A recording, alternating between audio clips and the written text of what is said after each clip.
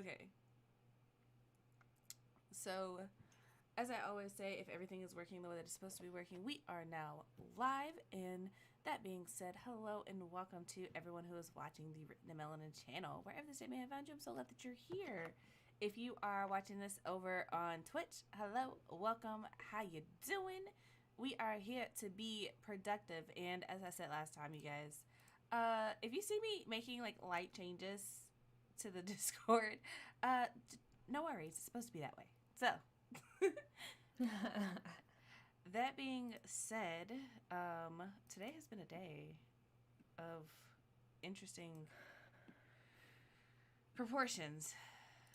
Me and Amanda were just talking about it. Like, I don't know if you guys have this on the internet as a collective, but there are just days where you're just like, I do not wish to be perceived. I don't want to be here. I don't want people to know that I exist. And it's just been one of those days for me, for sure. So I've been kind of running behind, but that is okay, because life is all about rising to challenges, right? At least I'm be positive and say that. I don't know where that thought train was going, but that's where it went. So, okay, I hear an echo on my side, and I don't know why. Is it me or is it you? No, it's me. You know what? I know how to fix this. There we go. For some reason, like my mic routes to my speakers, so even if I'm not playing anything out loud, the sound still comes through them. And I'm just kind of like, that's weird. All right. But yeah, I just turned them off. So, that being said, what are you working on today? How you doing? Oh, girl. It's been a week. A lot has happened. Just like family stuff. And mentally, my anxiety just decided to flare up yesterday, right when I was editing and doing all this stuff. So, kind of having like a anxiety attack hangover today a little bit. But I'm here. I'm excited to get working on this book. I unraveled a plot hole, and now I'm back on track with this book. So I'm happy. Well, that's good. I am happy for you, honestly. The anxiety hangover, I hate that for you. I do hope it gets better. But I also know that's just a thing. And also, Luthaza is here. Hello. Welcome, love. Thanks for hanging out with us. As for me, you know what? I'm going to take this down because this is making me upset. I'm sorry. Today has... I'm sorry, y'all. I've just legit... I have been the opposite of, like, hype. I've been, like, mentally, emotionally dead since I've gotten back from Texas. And it's just, like... I have tried so hard to like focus and just like get back into the swing of things, and life was just like, no, we're not having that. Absolutely not. And I've just been like laid up like, ooh, I should write. I know I need to write, but I have been so exhausted, and like just trying to write, trying to focus has been like a crapshoot. Like honestly, like some days is like not even days, like some hours I'm like, okay, I got this, and then other hours is just like, absolutely not, cannot, will not, refuse to. And like my sleep schedule has been all types of messed up, and it's just like all over the place, and I'm just like, why, God? I'm at the finish line. I can see the end. I only have 3 chapters left. Why now? Where was this at the beginning or the middle? I mean, I don't want myself to ever have to go through this, but seriously, like I'm almost there. So well, you're not alone with that. I've been struggling with that as well. My mom came up to visit on Saturday, and it was a blessing and a curse, if I'll be honest, because it was wonderful to see her. I'm glad she came up. It was a beautiful day, but she just is long-winded and just being a mom. I'm standing there cooking. She's like, you know, you're not supposed to do that, and why don't you add that spice? And just hovering. And then she wanted to stay, and so she was here till 9. And then I was like, I don't know why I feel like I've aged this day. I 100% understand that. I love my mom to bits and pieces, but there's also a moment, like, as an adult where you're just like, I love you, but please let me be an adult. Like, I've got this. Just, like, go sit down. Mm-hmm. I will feed you. I will take care of you. Just let me do me for, like, 5 minutes. So I get you. I Mm-hmm. do. But also, I will say that my mom is not the type to hover in the kitchen, because, like, between her and I collectively, like, there are definitely things that she cooks better than me, but she also, like, acknowledges that I know how to cook. So if I'm in the kitchen, the best practice is to just leave me alone and let me do what I'm going to do. And she'll ask questions like, "Oh, why are you doing that?" Or, "Oh, like, how did you make that?" And I'll be like, "Oh, this is what I do." And the big difference between me and my mom in the kitchen is that I like to, like, season things myself, and she likes to buy pre-made seasonings. So, Mm. like Old Bay, right? If you read the back of Old Right. Bay, it's literally just salt, pepper, and paprika. And I just add those things separately. And she's like, "Oh, but I can use this because it's already seasoned." I'm like, "It's literally the same thing. It's literally the same thing." Yeah. But Yeah, my mom's similar. She would buy those the taco seasoning packets, and when I was younger, I did. And then I got older and realized that it's very much just like salt, pepper, mm-hmm. cumin, probably some chili powder of some sort, maybe a little cayenne if it's hot, and like a little lemon Yeah, or lime. whatever you And want to so add. now I just do it myself. And it's a lot cheaper because I already have all those spices, so I don't have to spend like Right. $1.19 on a pack of taco seasoning. So how are you feeling with your book right now? Like where you're at with it and whatnot? I am rotating between, man, this is the greatest thing I've ever written, and oh my god, Chelsea, you're a trash. Why would you write this? So it's been like a Par for the course. it's been a mad bouncing in between things, and it's just one of those things where it's just like, I don't think it's bad, but it's getting to the point where I know that I'm gonna have to, like, let people read it, and that's kind of nerve wracking. Not in the sense of I don't Mhm. want to or I'm not excited. It's just like the whole being perceived thing, because once it's out in the world, it's free to be judged, and I know there are going to be people who don't like it, just like I know there are going to be people who love it, and Yeah. the whole reality that I'm going to have to, like, figure out marketing. I don't i don't want to do that. I don't. And also fighting a little bit of imposter syndrome, because not imposter syndrome, that's not the right word, but, like, like how you see other people doing stuff and you have to remind yourself to, like, and to, like, stay in your lane, because they do it and it just, like, boom, takes off, and you're just like, how, why, teach me. And then you're just like, stay in your lane, baby doll. Everything's gonna work out the way it's supposed to work out. It's fine. That's them. You do you. It's different. But then at the same time, you're just like, but why? But how? Teach me thine ways. You know? Mhm. So that's kind of the point that I am at right now. So yeah. How about you? Also, Read Love Listen is here. Hello, hello, welcome. Hey girl. And to run through the comments really quick, yes, North Carolina is in Snowmageddon. I don't know who thought it was a good idea to send this much snow and ice to North Carolina. On the way back, fun fact, when we came back from Texas, it was snow and ice everywhere. Our our driveway is on a very, like, steep hill, like super steep, and it was obviously iced over because we hadn't been there. And so we tried to go up the hill. Car said nope, and we started sliding back down. And on the other side of the road, like, it's like our hill, there's our driveway, and then there's the road that you drive on, and then it is just like a cliff on the other side, and then it goes to a bunch of trees and stuff. And we started sliding down the driveway, and I was like freaking out, and Ben was like, get out right now, because you're freaking me out and I can't do this with you in the car. So that was interesting and terrifying, and that happened at like 4 a.m. after we had been on the road for 21 hours. So that was fun. Ooh, and oh girl. So Snowmageddon for sure. Relive Listen said, who explaining some of what I've been dealing with. First got sick, then the computer screen cracked. Oh my god, I hate that for you. Sleep schedule has been Oh. messed up and still recovering in virtual school. Yeah, that's rough. I was so annoyed when my mom visited. She didn't bother me with decor, but she did. But she kept buying stuff that we needed for the house.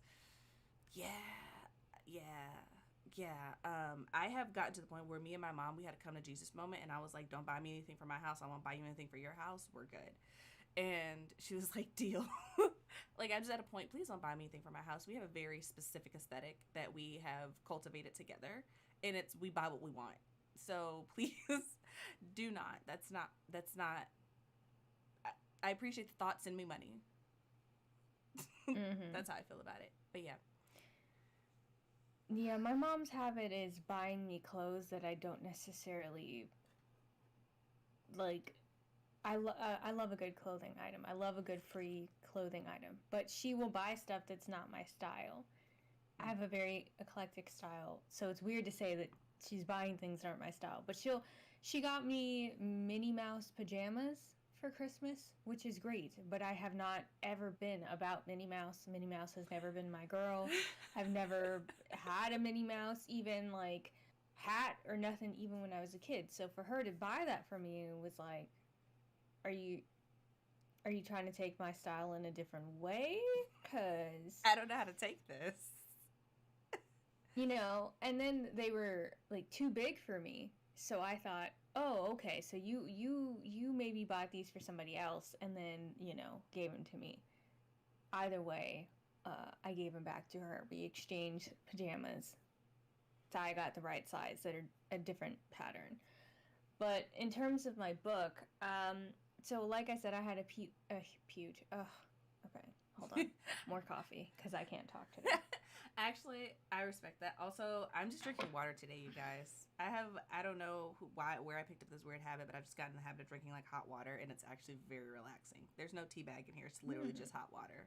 But I'm staying hydrated, and it makes me feel like I'm drinking something, so it works. I think it's the water bottle that I don't like. I don't know. Could be. So I discovered that I had a huge plot hole. I think it was Monday. I discovered that, but the plot hole, it's not like it was towards the end of the book. It was essentially the middle, like, armpit of my book. That's where the plot hole was. And so as a result, it changed the latter half of the book and all that. So I am basically in the process of undoing that right now and rewriting those things to get to the final battle, which is what I was trying to write, and I could not do it. Chelsea, when I tell you, I was staring at my cursor. I would type, I would erase, I would type, I would erase, I'd stand up, do some fucking squats, I'd take a shot of something or whatever if I felt I needed it. Nothing worked until I figured out that I had this plot hole. Honestly, I feel your pain because I have been in the same position with these last 3 chapters because I was like, I don't want a forever book. Like, I don't want a book that's going to feel like, oh my God, when are we going to get to the end, right? But at the same time, I know that I'm going to write a second book, but I didn't want to go on forever. In this chapter, I was just staring at it because I'm like, I know what has to happen, but it didn't feel right. And I was just like, there are things that I need to reveal, but also it didn't feel right. It's how, like you, I was writing, stop, go back, delete, write, still not liking it. Let me get something to eat. Let me walk around. Let me go for a ride, get some fresh air, come back. Nope. So I finally just got to a realization this morning around 11ish when I got off the phone with my mom and I was just being winded from communicating. Yeah. So I was just at that point, and then it just hit me like, oh, it's because I'm trying to take it too slow. Because I have this thing where I'm like, I need to tell everything, like all the meantime in between time. And I've realized that my greatest little tool that I need to use that I haven't been using, not haven't been using, but I have to remember to use is the time skip. Like, I can 100% be like, okay, this is where they're at now, and like they just traveled in between, or this happened in between. Like, you don't need to see that in real time. And so that's what I'm going to be working on today, is just reworking this latter half of chapter 17 and getting it to a point where I can get the final battle, because we're working up to the final battle. I just need to actually get to that point. So right. Yeah. When I finally finish writing everything and then go back and comb through, there will be some moments of me just chopping things. I saw a TikTok the other day of this writing coach was saying that you don't need like shower scenes and you don't need like the people are sitting there eating unless it's central to the story. So unless they're sitting there eating and they're having a conversation, and maybe that leads to a very Godfather moment where somebody gets shot, or they're in the shower and it's like Psycho where they're killed in the shower, right? You don't need it. And I realized as I was reading or listening to TikTok, I was like, oh, I dead ass just wrote a shower scene where she's washing her hair and she's detangling it and all this stuff. I was like, I don't need this shit. But that's an interesting thought, because I saw on Twitter the exact opposite of that, where readers were like, we want the opposite. We want the day-to-day. Like, these girls, it was specifically, the tweet was like, it was like a thread, but the two things that stuck out to me was like, they want, especially for Black girls, the shower scenes where they're detangling, because that's like a cultural thing. Like, that is a ritual, right? And it shows, I don't know, like, it shows the culture, right? And it's a very minor thing, but it's important for a lot of girls to see, and that a lot of people just glance over, because hair does not just come out looking pretty. It's a system, right? Mm-mm. And then the other one was like, they were talking about how these girls are going on fantasy, but they don't have any bodily functions. Like, they never have to go to the bathroom. They never have to sleep. They never have to take a shower. They're just always just flawlessly pretty. And like, they just woke up like this, and they're like, where's the funk? Where's the, I don't want to be near anyone because I've been on the road for 3 days and I haven't seen a shower in that entire time. And they're like, what about their cycles? Why are these girls not having periods? And I'm just kind of like, as an author, I really don't want to write that, because, like, bruh, that sucks. I don't want to, like, crazy. I will put my characters through all types of hell. I will not give her a cycle. That doesn't happen in my fantasy world. Okay, it's unnecessary. I feel you. I think I'll probably will make mention of it being a cycle moment, especially because they're burlesque dancers, and at some point they're going to be dancing while they're on their period. So I do have to figure that out. What I will do for the shower scene, because it is longer, I'm going to cut it short. But for me, the significant part of it is after she takes the shower, her girlfriend is, twisting her hair out for her. And so it's kind of this beautiful moment, because her girlfriend's a hairstylist, of, she's twisting her hair out and, like, caring for her, and, like, this is somebody who would always just put her hair back in a bun and then keep it moving. She never really did her own hair. And so part of how I'm showing this character's love for my main character is her taking care of her in ways that my main character, like, didn't really realize she needed to do for herself, if that makes sense. I love that. So, they're standing in the mirror and she's doing the hair, and there's like a, talk about pink lotion or whatever. They're not using pink lotion. Thank you. But if you know, that's a very, like, distinct smell. When I say pink lotion, I think every Black girl's like, ooh. Yeah, it's very distinct. And if you did not have a bottle, did you grow up in the 90s? Did you? But yeah, I love that. Like I said, I'm excited to read your stuff, and I've been really excited since you've been posting aesthetics on your Instagram. I saw the one for Birdie, and I was like, yes, okay. And that was also a reminder for me that I was like, I need to market this, but I don't make character aesthetics, and I'm like, oh crap, I gotta do that. And honestly, they're fun. What I do when I make my aesthetics, I look on Canva, I look on Pexels, and I just, like, I do it while I'm listening to a book or a podcast. It's kind of my fun time of doing something creative that isn't writing. And so it's nice just to, no pressure. I work on it over a couple of days and just listen to something that I love while I'm doing it. So I love that for you. I hate aesthetics. I really do. I'll make a playlist. I just She said, I love that journey for you, but is it for me? No. I don't, because in my mind, my characters are so distinct. It's very hard for me to, like, look at someone else and be like, oh, this is it. Like, there's, like, a color and a vibe, but also I don't want to, it's a whole thing. We could talk about it later, but also shout out to Barrett and RC Scott. They just showed up. Hello and welcome. And Barrett said that he can't hang today, but wanted to hit the like button and let you know, love ya, and get back to the boring admin. I understand. I fully understand that. Good luck with all that you're doing today. I hope you're wildly successful.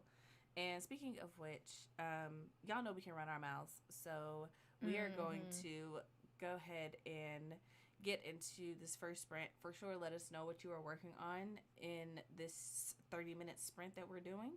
RC Scott said, I got to the glory climax of my story last night, but then my brain took a dump, finishing it all today. I have a graphic novel that needs writing. So, good luck with that, because I can't imagine doing 2 projects at once. Like, one alone is kicking my hiney. So, doing more than one, respect. Because you're doing more than one too, aren't you, Amanda? Like, you're outlining the 3rd book and working on the 3rd book, aren't you?